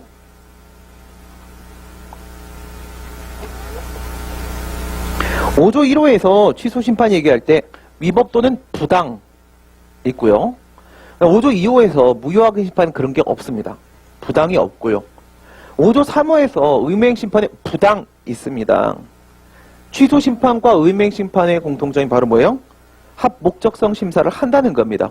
정당부당에 대한 심사를 한다는 겁니다. 이 정당부당 심사하는 부분 안에서 발생하는 게 이게 입법 과오냐 아니냐라는 문제거든요. 그러니까 다시 그림으로 와보게 되면 취소 심판에도 입법 과오 여부에 대한 논의가 나와 있고요. 그 다음 의무이행 심판에도 입법 과오 여부에 대한 논의가 나와 있어요. 그런데 무효확인 심판에는 그런 내용이 없는 거죠. 정당부당 심사하는 쪽에서만 등장하는 부분이고, 그 다음 부작위 위법 확인송에서 우리가 36조 얘기를 할 때 처분에 신청을 한 자로서라고 해서 신청이라는 표현이 나오니까 이 신청 뭔데? 현실적으로 한 신청이면 충분? 아니면 신청권 기초로 한 신청을 필요? 이런 문제가 생겼던 거죠. 신청권 필요 불요. 근데 13조 3항에도 처분에 신청을 한 자로서라는 표현이 등장하잖아요. 그럼 부작위 위법 확인서가 똑같이 거기서의 원고 적격처럼 여기서의 청구인 적격에서도 마찬가지로 신청권 필불효에 대한 논의가 나올 수밖에 없는 거죠. 이유형이라고 하게 되면 거부이든 부작위이든 2단계, 3단계 논의만 하는 겁니다. 사유형이라고 하게 되면 제3자 심판이니까 1, 2, 3단계 논의를 다 끌어내는 겁니다. 네, 이게 원칙이다 이거야. 이게 원칙이다. 물론 이렇게 하려면 글씨 속도가 상당히 빨라야겠다라는 생각이 들겠죠. 네, 그리고 정해진 루트대로 기계적으로 움직여야 된다. 한 번이라도 생각을 하는 순간 이미 때는 늦었습니다. 그렇죠? 훈련이 더 중요한 문제겠죠. 그래서 취소 심판, 무효확인 심판, 의무이행 심판 우리 13조 가지고 얘기를 해봤습니다. 됐고요. 그러면 이제 문제 상황을 보시게 되면 문제 답안 보세요. 무자격 노동조합 사건 3페이지엔 답안 보시면 청구인 적격. 문제점에서 대상 적격 인정을 시켜버립니다. 청구인 적격 얘기하기 전에 당연히 꺼낼 수밖에 없는 얘기였고, 사실 뭐 이 문제는 앞에서 법적 성질 검토하면 다 끝난 거죠. 답 쓰시면서 법적 성질을 대상 적격 안에 쓰시는 분들 계신데 절대 안 됩니다. 네, 절대 안 됩니다. 공부해본 사람은 알아요. 신림동에 있는 모든 강사는 법적 성질 검토를 대상 적격 안에서 합니다. 그러니까 여러분들이 그분들 답안이 안 읽히는 거예요. 말이 안 되는 거잖아. 우리 대상 적격은 뭘 궁금해하는 거야? 처분인지 아닌지가 궁금한 거잖아. 거기다가 재량 기속 쓸 수 있어 없어? 쓸 수 없잖아. 안 그래요? 근데 우리 과징금에 대한 일부 취소 얘기할 때 과징금은 재량행위라는 게 핵심입니다. 그게 핵심인데 그러다 보니까 답안의 앞부분에 재량이다라는 말이 안 나와요. 아, 그럼 대상적격이란 소송요건 검토하겠다라고 해놓고 나서 그 내용에 재량 등장하면 그것도 웃기고요. 그쵸? 예. 그렇다고 처분에 대한 검토만 하는 게 대상적격이라고 해서 기속재량 검토 안 하면 설문 2번 안 풀리고요. 어떻게 하는 거라고? 법적 성질은 무조건 당해 행위의 성질, 행정처분성, 기속재량 이 논의는 앞으로 도치시키는 겁니다. 죽었다 깨나도 이건 어겨지지 않습니다. 이거는 문제를 한 3,000문제 정도 풀면 각이 나와요. 대상적격 푸는 건 이제 한 200문제 풀고 강의하는 강사들이고요. 예, 말이 안 됩니다. 대상적격 안에다가 법적 성질 쓰는 순간 스텝 보이는 건 5대5입니다. 안 꼬일 수도 있어요. 운 좋게 넘어갈 수도 있는데 꼬일 가능성이 5대5예요. 그 위험을 왜 감수합니까?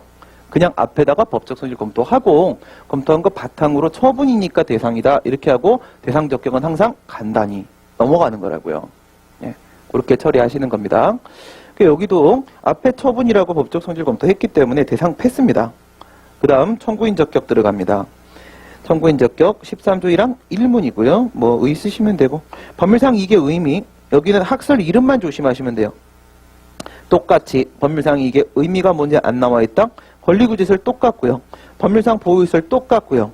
그 다음 보호가치는 이익구제설 조심, 모조심, 심판상 이거 맨날 틀려요 학생들. 소송상, 재판상 막 이러는데 그건 소송법 얘기고 여기는 심판상 표현 바꿔주시고 그 다음 적법성 보장설이 뭐로 바뀌어요? 적법정당 보장설로 바뀌는 거죠. 위법 확인의 이익이 아니라 위법 정당 확인의 이익이에요. 예, 이게 저만 이렇게 표현해요. 왜? 행정심판 쪽에는 선생님들 책에 이런 설명이 없어요. 법률상 이게 의미가 무엇인지에 대한 설명이 단 한 글자도 없어요. 근데 문제 내잖아요. 그쵸? 그러니까 책에서 어느 정도 설명하고 나머지는 알아서 응용하라예요. 책에는 안 나온다는 겁니다. 학설명도 안 나오고 제가 만들어낸 학설명이고 안에 설명도 제가 만들어낸 건데 예, 제가 이 답안을 교수님한테 보내고 강평을 요구했을 때 뭐라고 왔다고 했어요? 교수님이 제 거 그대로 사용하십니다. 요 학설명 그대로 사용하시면서 안에 위법 부당 확인의 이익으로서의 적법 정당 보장설 예, 세계 최초로 제가 특허낸 건데 예, 그거 그대로 따라 하시죠. 예, 왜? 이게 전달이 안 된다면 이 표현을 사용 안 하셨을 거예요. 예, 저랑 견해가 다르거나 논리가 다른 부분은 완전히 틀어버리셨거든요. 이 부분은 그냥 그대로 따라오십니다. 이건 누가 봐도 먹히는 표현이다라는 걸 인정하는 거죠. 제일 좋은 답안은 뭐예요? 누구나 학설 이름 다 달라요. 아까도 뭐예요? 수리를 요하는 신고설이라는 거는 실질적 요건설이라고 불러도 돼요.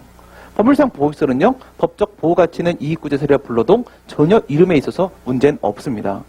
근데 그건 누구나 달리 사용할 수 있는데 답안에서 내가 쓴 표현과 그 이름이라는 것이 예, 누가 봐도 받아들여질 수 있는 거라면 그게 제일 좋은 답안인 겁니다. 예, 그걸 여러분들이 생산하는 겁니다. 네, 나머지 대부분은 제가 생산해 놓은 거고 여러분들은 이제 사안포섭 부분을 잘 생산하셔야 되는 건데 그게 문장력이 항상 좀 문제가 됩니다. 무슨 말인지를 모르겠어요. 가만히 생각해 보면 맞는데 근데 가만히 생각을 안 해주죠. 그죠? 네, 채점할 때 담배도 피고 그죠? 다리도 떨고 이렇게 생각하면 이해가 안 돼요. 그래서 문장력 너무 중요하겠죠? 밑에 보시면 똑같이 재판 부담과 사이의 조화균형, 심판 부담과 사이의 조화균형, 법률상 보호익설. 그럼 여기는 뭐예요? 이름하고 이 표현만 조심하시면 끝나고 그 다음에 입법과의 여부로 들어가는 문제. 요게 추가되는 겁니다. 그렇죠? 이게 추가됩니다. 입법과의 문제 살짝 보도록 하겠습니다. 예, 합 목적성 통제 기능을 포기하게 되는 게 아니냐. 이거예요. 그러니까 안에 들어가게 되면요. 소송은 위법성 심사만 하고 얘는 위법 부당 심사하고 둘 다 하게 되는데 합법성 통제 뿐만 아니라 합 목적성 통제 여기까지도 인정을 해주게 되는데 들어가는 관문을 똑같이 좁혀놨다 이거야. 예, 소송에서 뭐만 인정했어요? 법률상 이익, 법률상 보호익만 인정했죠. 여기도 그러고 있더라 이거야. 그러니까 문제되는 거 아니냐, 잘못한 거 아니냐 이런 얘기가 나오는 거죠. 뭐 어떻게 바꿔주길 원하는 거야 도대체? 대안을 제시해 보라고. 예, 대안이 없는 친구들이 항상 앵앵거리는 겁니다. 그래서 위법한 처분에 의해서만 권리가 침해된다라고 보고 부당한 처분에 의해서는 권리가 침해되지 않는다. 이 얘기는 예, 위법한 처분에 의해서는 권리가 침해될 수 있지만은 문제를 제기하는 친구 생각을 해야 됩니다. 시비 건 친구가 있어요. 시비 건 친구가 있으면 그 친구를 깨버리면 되는 겁니다. 그죠?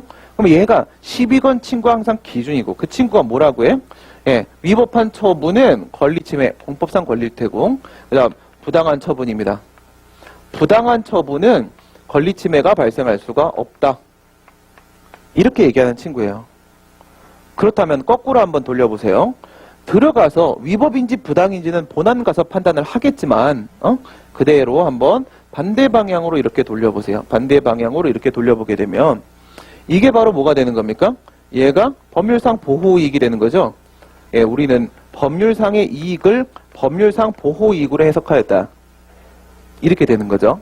그럼 여기서 법률상 이익이 인정이 안 되면 뭐라고? 부당한 처분은 법률상 이익이 꼭 필요하다라고 말을 해버리게 되면 여기서 권리가 동그라미 되어야만 들어가서 부당 심사를 할 수 있게 되는 거라고 한다면 어느 쪽 심사가 안 되는 거예요? 밑에 쪽 심사는 안 되는 거죠. 얘네들 주장에 따르면 이 구도가 맞으면 하양색 구도를 생각해 보세요.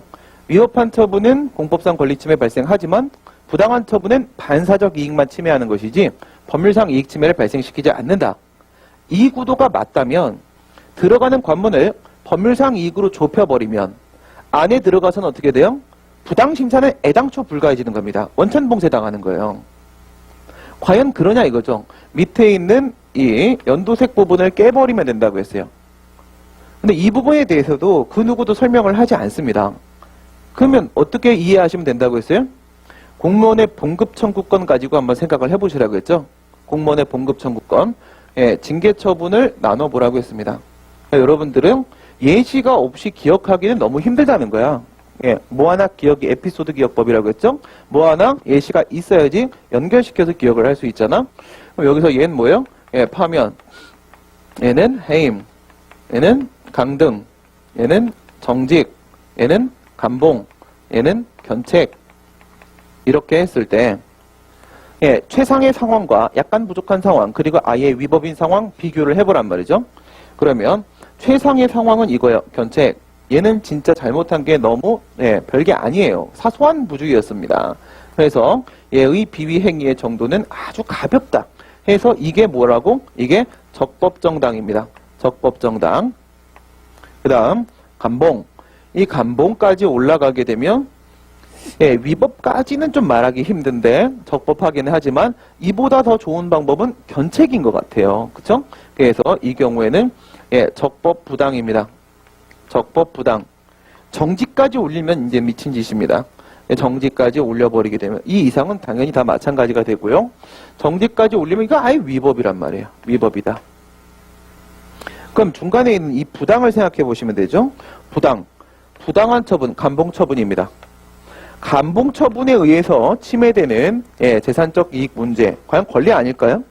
이것도 공무원에게 인정되는 권리와 의무 중에서 권리 부분에 해당하는 봉급 청구권 침해 문제가 맞다는 거예요. 권리 침해가 발생하지 않느냐 이거예요. 부당한 처분에 의해서도 권리 침해는 발생할 수 있는 겁니다. 아니 반사적 이익 침해를 가지고 심판을 들여보내버리면 그거는 주관적 심판이 아니에요. 그렇죠? 어디까지 넓히자는 얘기가 되는 거야. 우리 보호가치 있는 이익구제설 이에 따르게 되면 뭐예요? 공권 포기해버리지 않습니까? 우리가 권리라고 할 때 어때요? 의무가 부과되고 사익보호성이 인정돼야 된다 이렇게 말하죠. 권리라는 것은 항상 뭐를 중심으로 해서요? 여기 의무라는 걸 국가에게 부과되어 있는 의무. 공법은 사법과 다릅니다. 사법은 분쟁이 발생했을 때 적용이 되는 법을 말하는 거고 공법은 사전에 만들어서 움직이기 전부터 적용을 시킵니다.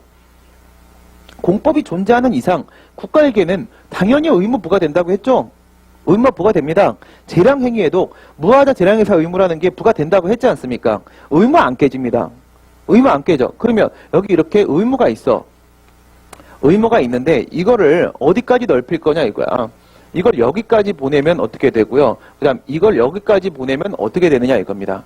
여기까지 보내면 가다가 여기서 끈이 끊어진단 말이에요. 저 의무를 중심으로 해서 일정한 범위 안에서 권리가 인정이 되는 거야. 그렇다면은 여기까지는 어때요? 여기까지는 공법상의 권리다 이렇게 말을 할 수가 있는 거예요. 여기까지는 공법상의 권리 영역이 맞습니다. 근데 여기서 한 단계 더 넘어가고 이렇게 넓어져 버리게 되면 이 바깥 영역은 뭐가 되는 거예요? 끈이 끊어져 버렸단 말이야. 의무를 바탕으로 인정되는 권리.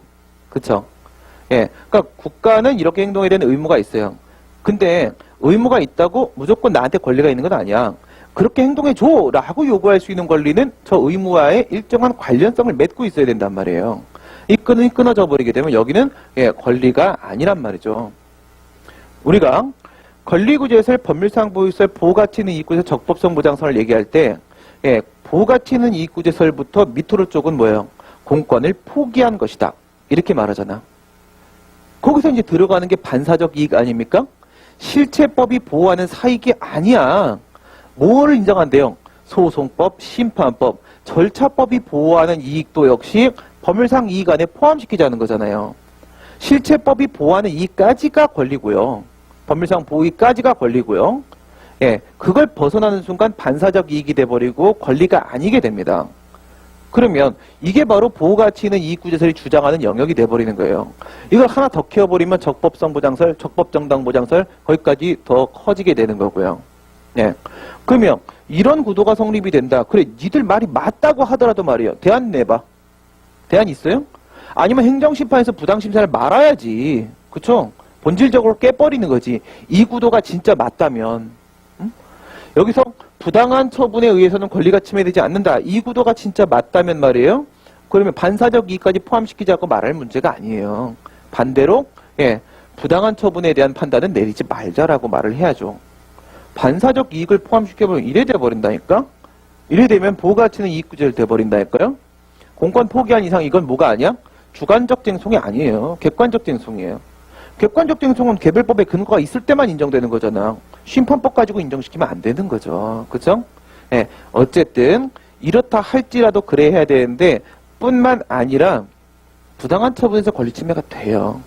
얘들은 출발 자체가 틀려먹었어요. 그 건 뭐야? 입법 비과오설의 입장이 맞다는 거죠. 입법 비과오설. 그럼 입법 비과오설의 입장을 취해버리면 어떻게 돼요? 소송과 심판이 똑같아져 버리는 거죠. 취소송과 취소심판 둘 다 뭐야? 법률상 보호이익으로 끝나버리는 겁니다.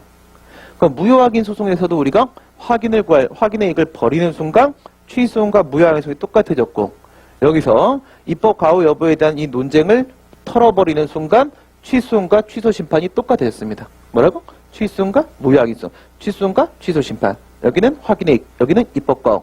다 털었다는 거죠. 이제 깔끔하게 털고 다 법률상 보호이익으로 마무리 지었다는 거죠. 예, 이게 다 법률상 보호이익이 되는 겁니다. 청구인 적격에 대한 논의가 이렇게 흘러갔다 이거죠. 예, 그 다음 밑에 협의 심판 이익은 뭐 나머지는 똑같고 취소 심판 쪽에서 4번 협의 심판 이익 그림입니다. A. 도수되는 이익과 가중요건 규정에 대한 문제. 이건 뭐 전혀 달라질 게 없어요. 왜 그렇다? 행정소송법 12조 2문하고요. 행정심판법 13조 1항 2문이 똑같으니까. 왜? 1문 부분도 둘 다 법률상 보익 처리했고, 그쵸? 예, 똑같으니까 여긴 논의가 달라질 게 아무것도 없습니다. 그 다음 오른쪽에 무효확인 심판 보시게 되면, 무효확인 심판. 우리 어제 무효확인 소송 얘기하면서 뭐라고 했어요? 확인을 구할 부분에서 확인의 이익을 버렸다고 했습니다. 근데 사실은 정확하게 뭘 버린 거예요? 무효확인 판결에 따른 원상회복 의무가 인정됨에 따라 이것도 뭐랑 똑같은 놈이 됐다. 이행소송과 똑같은 놈이 됐다. 결과제거 청구소송과 똑같은 놈이 됐다. 그렇다면 오른쪽에 있는 부당이득 반환 청구소송. 이 이행소송과 비교했을 때 얘도 이행소송, 나도 이행소송. 근데 무슨 이게 더 부당이득 반환 청구가 더 직접적인, 더 실효적인 구제 방법이다 말할 수가 없어요. 옛날엔 이게 확인소송, 이거 이행소송 이런 구도를 잡았던 거고 요번엔 여기다가 뭘 뿌렸어요? 여기다 원상회복 의무를 뿌리는 순간 확인소송이었던 놈이 이행소송으로 바뀌었단 말이야. 보충성을 포기한 거죠, 우리는. 그쵸? 정확하게는 확인의 이익 중에 핵심 내용이었던 보충성을 포기한 거예요. 그러면 거기 떨거지 두 놈이 있었잖아. 현존하는 법적 지혜 불안, 판결을 통한 권리존 확정 필요성. 이 떨거지들 지네 집으로 가야 되는 거 아니겠습니까? 오해가 죽었으니까. 그러면 간단 말이야. 지네 집이 협의의 소익이었잖아요. 그러니까 무효확인성에도 협의의 소익에 대한 검토가 이젠 따로 질문된다라고 했어요. 그럼 여기도 마찬가지겠죠. 협의의 심판 이익입니다.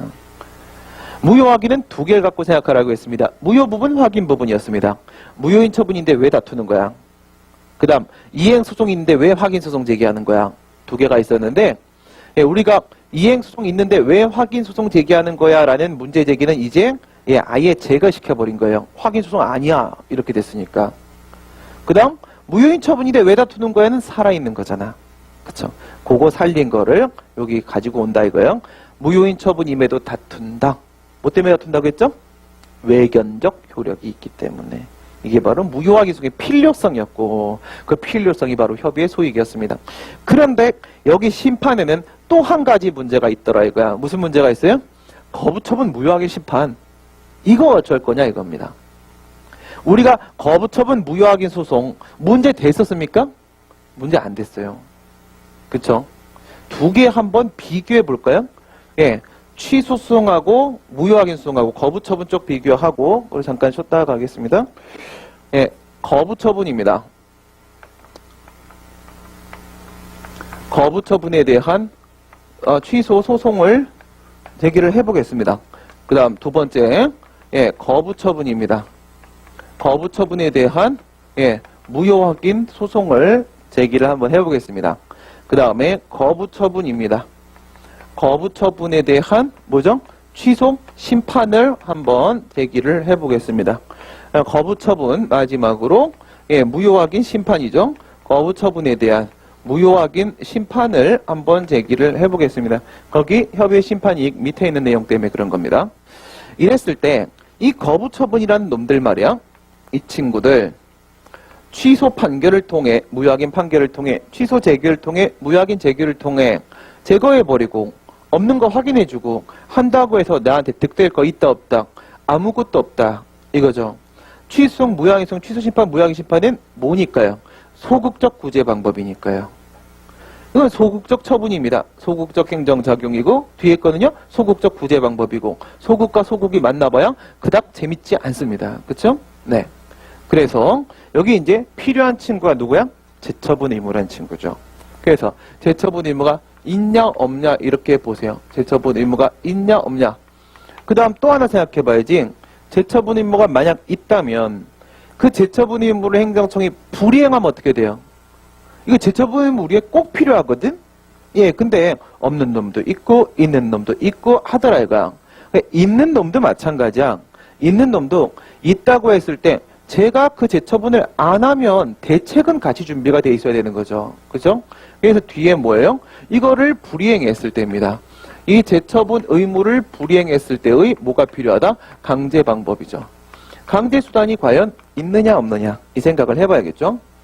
여기 재처분 의무 인정됩니까? 인정이 되죠. 그죠? 30조 2항에 인정이 되고 있습니다. 강제 방법이 있습니까? 34조 1항에 간접 강제가 있습니다. 그렇죠? 34조 1항에 간접 강제가 있습니다.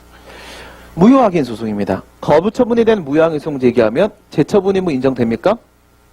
인정이 됩니다. 그렇죠? 인정이 됩니다. 30조 2항하고 38조 1항에서 38조 1항이 30조 준용하고 있으니까 30조 2항도 데리고 온 게 맞습니다. 거부 처분에 대한 무효 확인 판결 나오면 행정청은 재처분 해야 됩니다. 그죠? 그 다음에 강제수단이 있습니까? 38조 1항이 34조 준용하고 있는지 보세요. 38조 1항이 34조를 준용하고 있습니까? 간접강제? 안 하고 있어요. 없다 이거예요. 이거 인정이 안 된다 이거예요. 그 다음에 거부처분 취소심판 제기했습니다. 여기 재처분 의무가 있습니까? 없습니다. 없습니다. 그렇죠? 뭐랑 비교해야 돼요? 49조 2항은 오직 의무이행 심판에서만 인정되는 친구이다. 이거죠. 그러면 얘 인정 안 되죠? 그럼 여기 강제 방법이 있습니까? 강제 방법은 심판법에 50조에 있습니다. 근데 50조 1항에 있는 직접 강제를 보니까 요건이 있어요. 요건이 어디 타고 들어오래요? 49조 2항 타고 들어오래요. 49조 2항 타고 들어오랍니다. 그럼 이것도 없는 거지. 판례 한번 따라가 볼까요? 판례? CF 판례입니다. 판례에 따르면 거부처분 취소 심판에 제처분 의무 인정됩니다. 이 친구 뭐 가지고 인정시키죠? 얘는 49조 1항 가지고 인정시키죠. 일반적 기속력 규정 가지고 인정을 시킵니다. 그럼 이 친구 여기 가서 강제수단이 있습니까? 없습니다. 그렇죠? 50조 1항의 요건은 49조 2항입니다. 49조 1항 타고 50조 못 갑니다. 그러니까 이건 없는 짓이에요. 왜 이런 짓을 하는지 알 수가 없는 거죠. 그렇죠? 네. 그 다음에 무효확인 심판 똑같이 인정 안 되는 거죠. 네. 이것도 의무이행 심판에서만 인정되는 거더라 이겁니다. 역시 인정 안 됩니다. 요거 밑에 있는 판례 요것도 여기도 똑같이 이렇게 됩니다. 그러면 실익이 있어요 없어요? 여러분 실익은 이겁니까 이겁니까? 이런 소송 심판 제기할 실익 제처분 의무 쪽이에요 강제수단 쪽이에요? 항상 1%만 0.1%만 예, 실익이 있으면 협의 소익, 협의 심판이익, 신청이익 이런 거 인정되는 겁니다. 1%만 가능하면 돼. 우리 지난번에 국민건강보험공단 얘기할 때도 5대5 자르고 5 안에서 다시 논의 들어갔습니다. 그쵸? 해임 처분에 대한 재심판정 소송 이길 수도 질 수도 이긴다면 불이익 규정 살리고 이렇게 들어가는 거죠. 1%만 살아있으면 됩니다. 근데 재처분 의무 부과했잖아요. 그쵸? 재처분 의무가 부과가 된다면 물론 얘가 불이행할 때 상황에 대한 대안도 있어야 되겠지만 이행할 수도 있잖아요. 1%라도 이행 가능성이 있으면 실익은 있는 겁니다. 그럼 살릴 수 있는 친구는 누구야?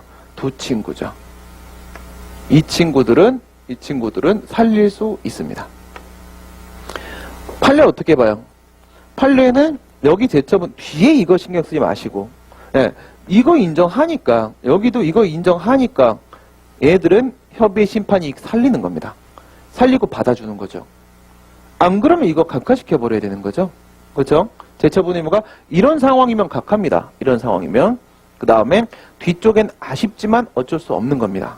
예, 요건 신경 쓰지 마시고 협의의 소익, 협의의 심판이익이 있다 없다에 대한 문제는 재처분 의무 가지고 얘기하는 겁니다.